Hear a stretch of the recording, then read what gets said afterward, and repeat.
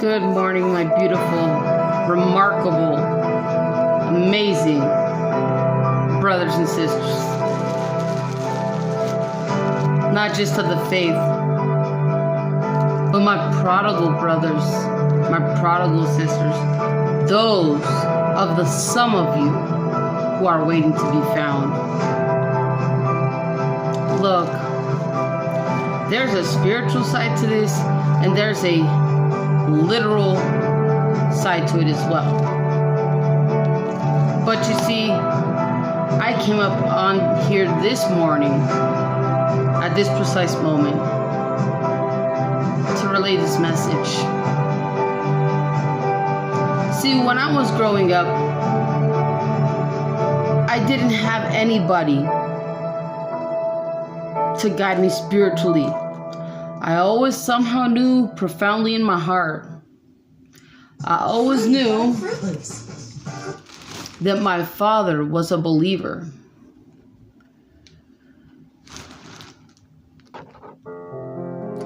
I always knew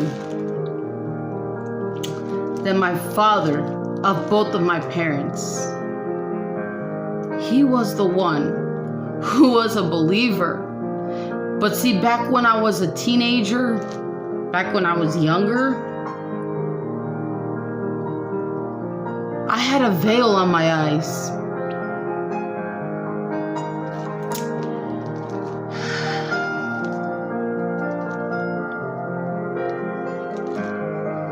And I look back in my life,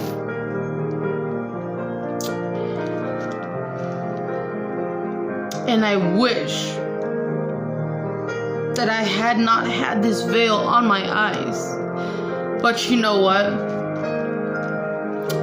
When you are so stuck in the ways of the world, that veil is automatically placed onto your eyes. Not because you're a bad person, not because of whatever you face throughout your life, but simply because spiritually you have blocked yourself from seeing.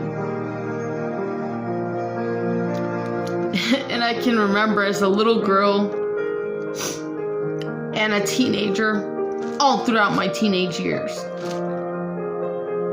every summer or during the holidays when I'd have the ability to go see my dad, sometimes I would be so adjusted to the way that my school life was that you would almost to some extent forget who you were, because you got so lost between I gotta get good grades and I gotta live up to what my friends say that they want me to be. But the problem is, it was never how your friends wanted you to be. It was never how they wanted you to live your life.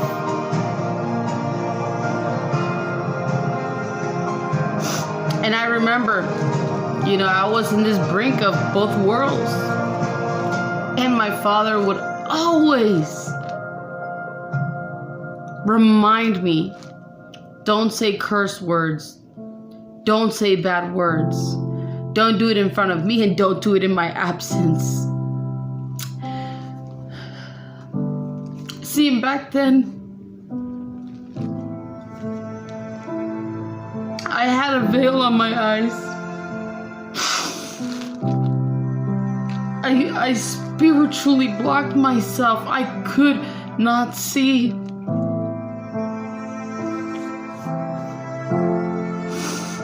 But I wish I could go back in time somehow and thank my father for giving me those warnings, for calling me out on being dumb. Because I don't think you young people have a clue that when you speak death, it manifests itself. When you speak death and grave, it becomes who you become. And back then I was so veiled and shielded that I could not see. I had that veil on my eyes. And I remember it like it was yesterday. I used to suffer with depression and suicide. I never, ever told my father that. Because I was too ashamed. I was shackled by those darn chains of shame.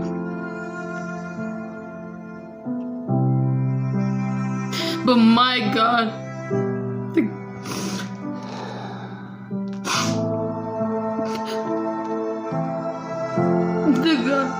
the God that I serve saw me, He heard me, and He set me free. And I don't tell you because I have to tell you. I tell you to warn you of the way you're living your lives today. I wish I could go back in time and thank my father for the countless times he has supported me. The times when I was dumb and I slipped up and said those bad words. And he said, you know what, Tiffany? You need to stop. And I remember that final time. He said, and I quote, "Don't do it before me, and don't you dare do it in my absence." But at that time, I was so incredibly veiled that I couldn't see what my father was truly doing. And it wasn't anything, bad. It was that my father was stopping me from being spiritually condemned. Because my father saw me for who I was, the things that I struggled with, the successes, the achievements, because God knows and my family knows there are many. But more than that, I was so stuck with pleasing my teachers, with pleasing what I thought were my friends, that all along I forgot about me. But I couldn't see what my father was doing.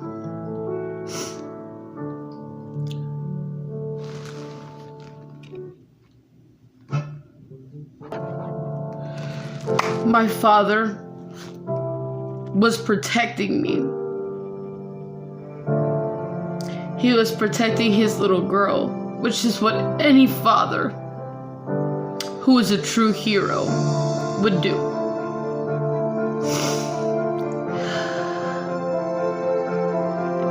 And it was so much more than what meets this physical realm, this physical world that we're in. My father was stopping me from condemnation. Because we are given freedom by the Heavenly Father. And I'm talking about my biological father right now. Because those are my two fathers. I have my father here on this earth, and I also have my Heavenly Father. And I realize it now. Now that I've been made new in my Heavenly Father's image, now that this wretched veil is taken off of my eyes, these chains broken, I see that all along, He was just trying to stop me from destroying myself, from being condemned. And the amount of my gratitude supersedes anything in this world.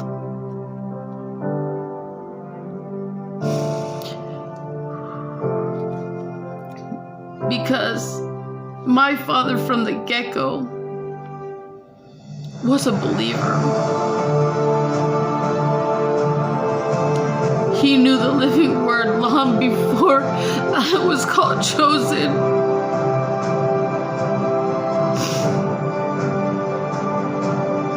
But I, of three, was the chosen one. So you see, not everything that your parents tell you is bad.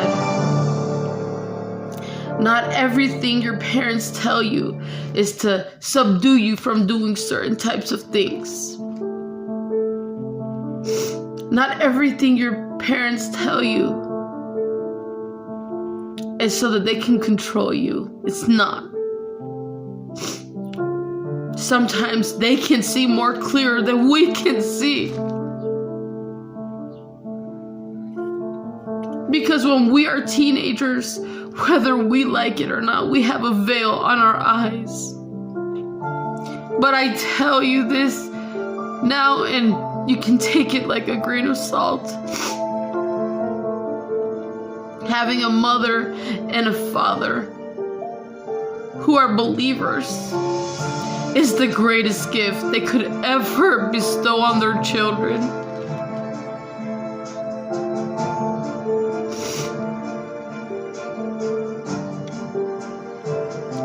I wish I could go back in time and thank them for being there for me when I was a prodigal child. When I was lost, I hadn't been found. For the times when he showed up and he showed out when I was too depressed to do anything.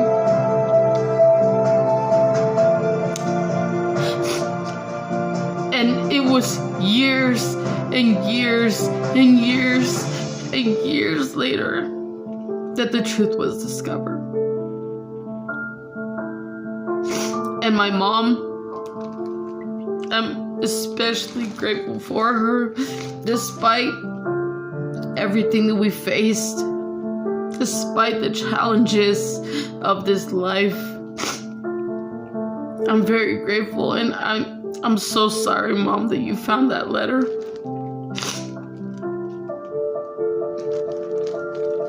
But I'm just so grateful that God found me in time.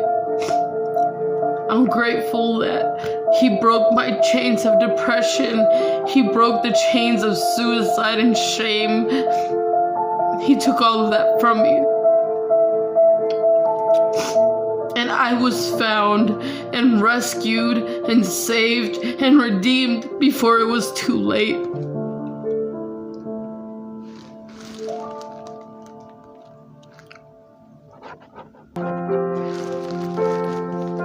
But I am living, breathing proof that veil, as a teenager, that veil can come off of your eyes. I am breathing, living proof that chains can be broken. The generational curses can be lifted. I am breathing proof. I faced death. Back in 2019, I died on a surgery table. And I faced judgment from the Heavenly Father. And His mercy and grace were so sufficient that He returned me to my life, to my children, to my husband, to my family. And I have so many family members that did not even know that I died back in 2019. And glory be to God for the anesthesiologist, because that man is the one who was giving me oxygen while I was not here. And I could see, because at one point when I was gone, God turned me a certain type of direction where I could see my lifeless body on a table. I saw the trauma that my doctor who was there serving me faced. I saw the trauma on this anesthesiologist's face. And it was never my intention to make him feel that way. But God is so, so, so good, so merciful, so loving, that He returned me. And just as my doctor was getting ready to leave the room, I kid you not, all they heard was the beeping from my heart machine.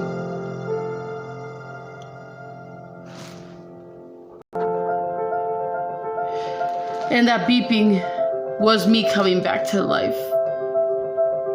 And in that moment, I couldn't see, but I could hear. Because I was like this. I had one arm on this side of the table and one arm on this one with my IV and all these other things connected to me. But I remember hearing my doctor. I had 5 doctors. I had my OBGYN, the surgeon who was attending to me that day during my operation, another surgeon, another OBGYN, and just a general doctor. 5 doctors in my operating room. And 12 registered nurses. It took up literally the entire room. And I remember my doctor, he turned back, he was like, what? He was in shock. And as soon as he realized that my heart was beating, he jumped up in the air with such a joy in his voice. And he was the happiest man. Because my story did not end with death and grave. My story ended with joy and excitement and victory. So let me tell you something, for all you young people that are in high school that think that your parents are just out to get you, that you think that they're just out to control you or this, that, or the other. Sometimes the best advice you're gonna get comes from your father. Sometimes the advice you get is gonna come from your mother.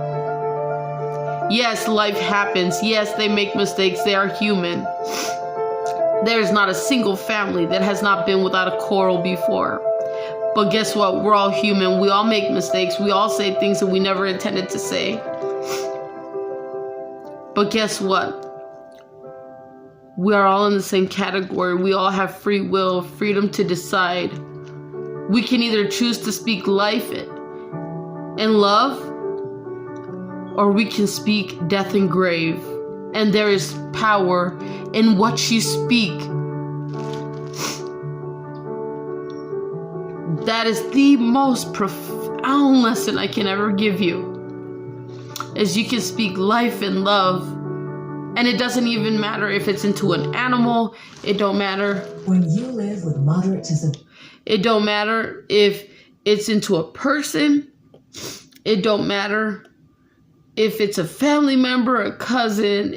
The situation never changes. It could be a friend. Speaking life into another human being, into an animal, into a flower, a plant, is everything. Because when you speak love and life, beautiful, miraculous, and amazing things begin to happen.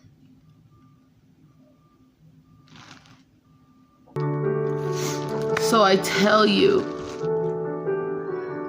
maybe be mindful of how you make your parents feel. Be mindful of how you make your brothers and sisters feel at home. Be mindful of how you make your friends feel. Be cautious. Because what you think doesn't matter to your parents does. Be mindful of the things that you tell your mom and dad. Because I tell you, and you can take it like a grain of salt, some of the best advice will come from your mother or father. I got tongue-tied. Mother or father. So don't make the mistake of thinking how your mom and dad feel. Don't make that mistake of disregarding how you make them feel. Don't make that mistake of disregarding how you make your brother and sister feel. Don't make that mistake of disregarding how your friends feel. Because your greatest mistake that you will ever make is to downplay how you make your parents feel. To downplay the advice that they give you. Because there are a lot of parents out there who love beyond measure and who will give you the greatest advice. And don't get it twisted. I know that there are some parents who are struggling spiritually, financially, and they need edification themselves. But that is not an exception. We are still called to speak life and love, even while the opposite could be happening. Love you, fam.